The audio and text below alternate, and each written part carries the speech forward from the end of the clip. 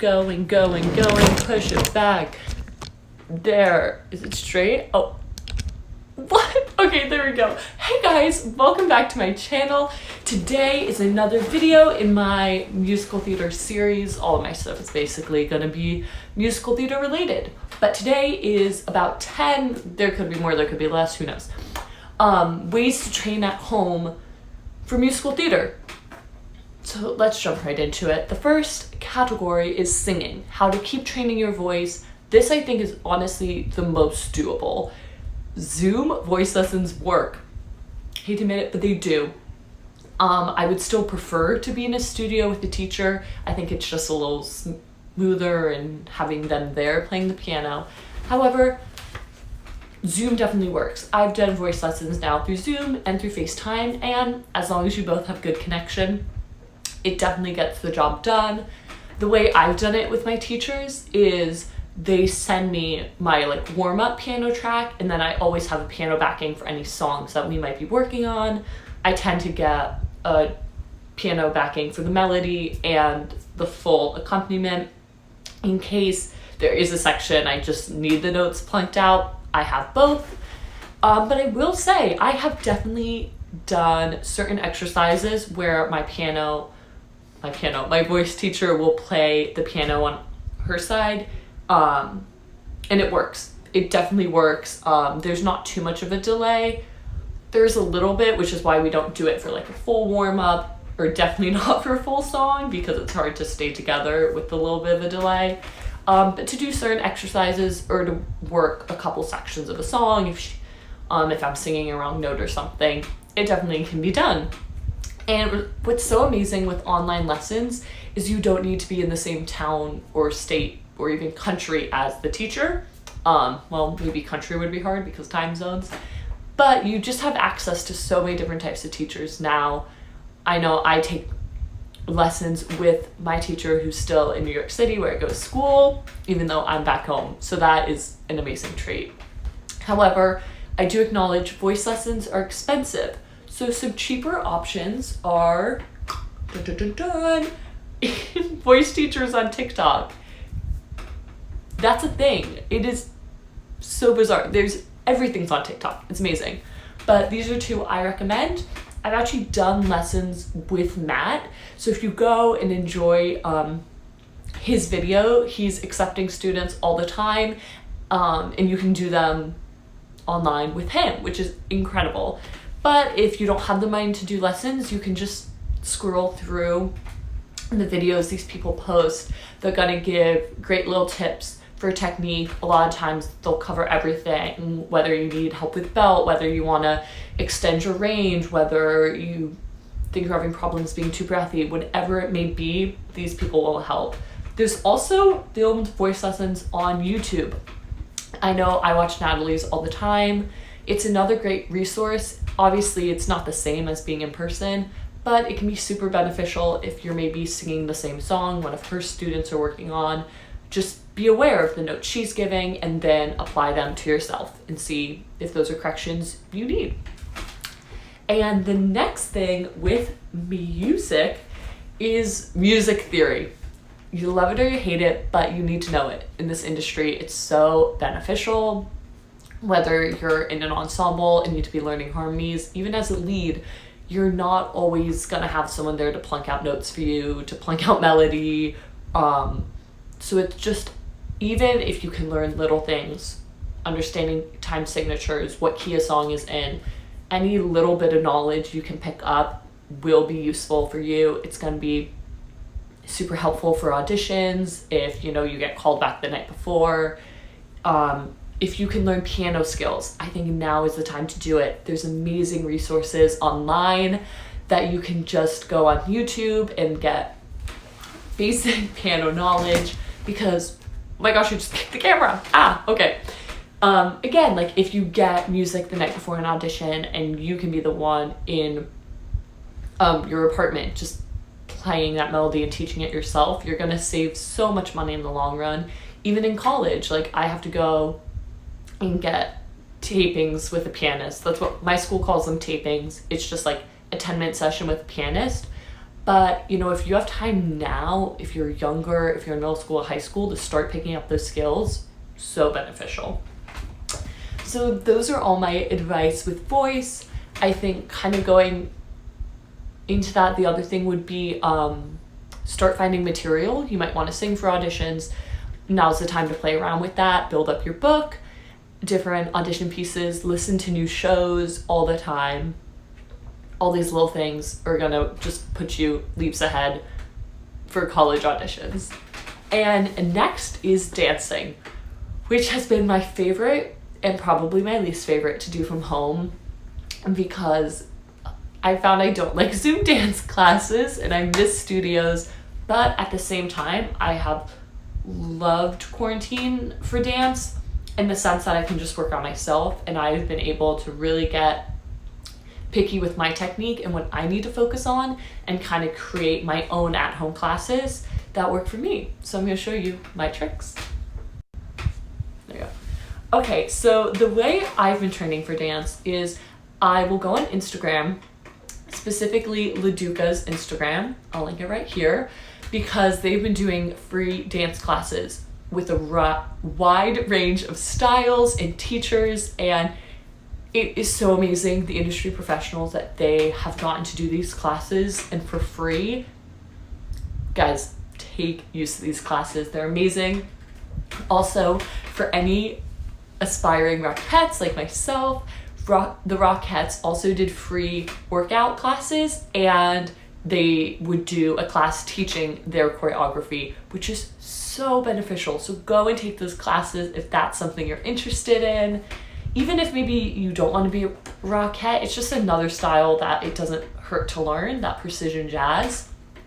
And what I found super useful is if you're used to taking class, you know, certain times a week and having that schedule, just create it for yourself. So I will go in my planner and write down what days I'm going to take which classes, you know, at what time. I think having that schedule and structure to it can be so beneficial and hold yourself accountable to actually go and take that class.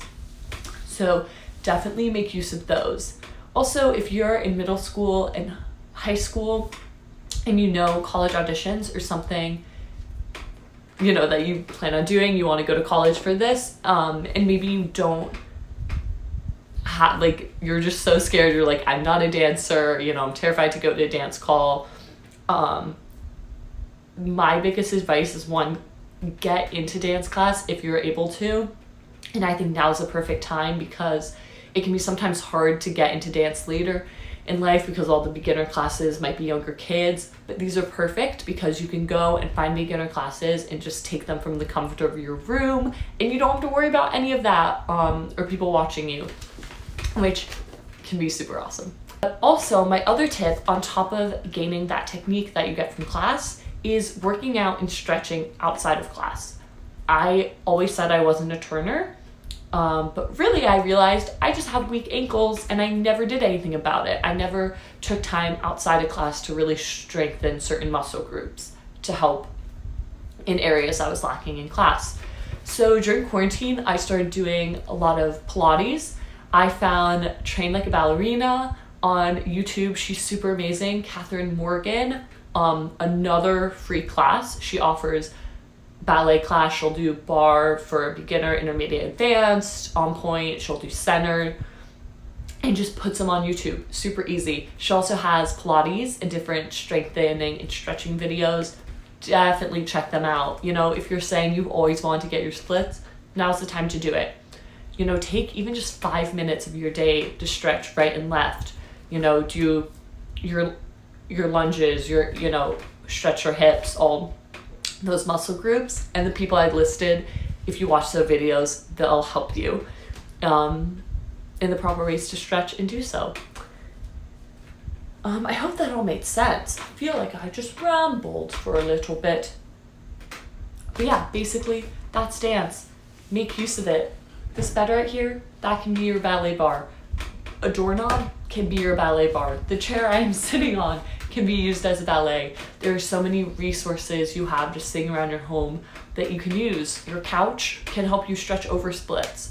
I know I do ankle strengthening standing on a towel, and doing these like bend forwards. So I think if this is something you're interested, make sure you subscribe down below, because I might do a whole day in my life and show specifically these exercises that I like to do on the daily to keep training and staying in shape and even gaining more technique, not even just like maintaining, but getting stronger and more flexible. So finally, enough rambling about dance. I hope that helps. Is acting and how you can gain acting technique and train while you're at home. So this is an area I've kind of struggled with the most. However, there's still so much you can do. So the first is read plays. So many plays are actually source material for musicals, so that's an amazing incentive.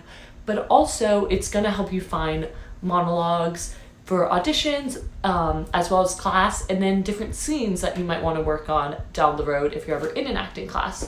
Or in college, you're definitely gonna do a lot of scene work, and gaining the knowledge now, like before you get there, of different plays you like, different playwrights, figure out, you know, who you like. It's so beneficial, guys, because trust me, a lot of kids get to college and don't really know plays nearly as well as they know musicals and specifically playwriters. So it's just one more thing to kind of put you ahead in that process. I also recommend filming monologues. If you find one you like or that you might want to do for college auditions, you know, take your phone and practice filming it as if it was a self-tape. It's such a good skill to have now. So many auditions are going to be online, and acting for a camera is different than doing it in person. So it's good to practice it while you can. So the next thing I wrote down with acting is create work, which you'll hear a lot, and that can mean a million different things.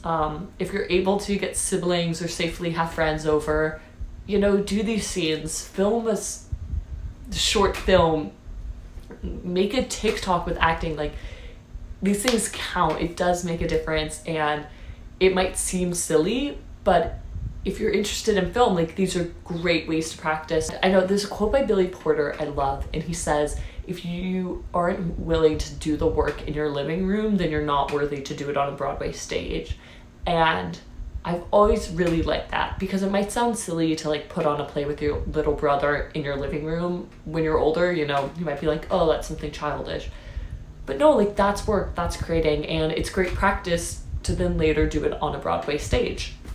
And the next thing with acting that I think is super easy, and you might not even consider this training, but it is, and that's watching TV and movies, but watching them from a critical acting student perspective, and not in some stuck-up way. You don't need to be like critiquing the actors or thinking you know better, but just make note, if you're watching something and it moves you, think why, what's that actor doing that's so effective on you as an audience member.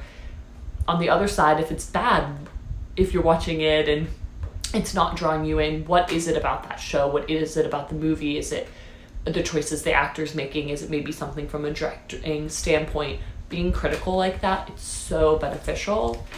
And kind of on a different side, I think watching TV, watching movies, reading books, these are all different forms of storytelling outside of theater that are just so important as an actor to immerse yourself in, because in musical theater, you're going to be telling stories of people from different walks of life. You're not always going to be telling your own story. So I think when you watch TV, you can learn about someone else's life who might be like totally different than the way you live. Maybe a show from another country, read a book from someone who just went through very different things. It's just so beneficial to get into their headspace and, you know, learn their thoughts. And TV, movies, books are great ways to do this, on top of obviously what we do as actors. So I hope that all made sense. I know it was kind of a lot, but write it down, take what you will from this video, make a schedule. And on top of this, I think don't shame yourself from taking a little bit of a break. You don't need to be spending every minute of your day in middle school and high school training for theater, even if that's what you want to do as a career. Live your life because life experience is so important for actors, and to be able to connect to pieces, you know, live your life and enjoy it and enjoy this time, because once you do get to college, it will, or maybe even high school, it feels so all-consuming, and definitely in the industry, you know, you miss out on some life experience. So I think don't deprive yourself from that when you're younger because you feel like you need to be in a ballet class every minute or you need to be working on voice. As my voice teacher said in school, work smart, not hard. And as I always like to end these videos, just keep dreaming.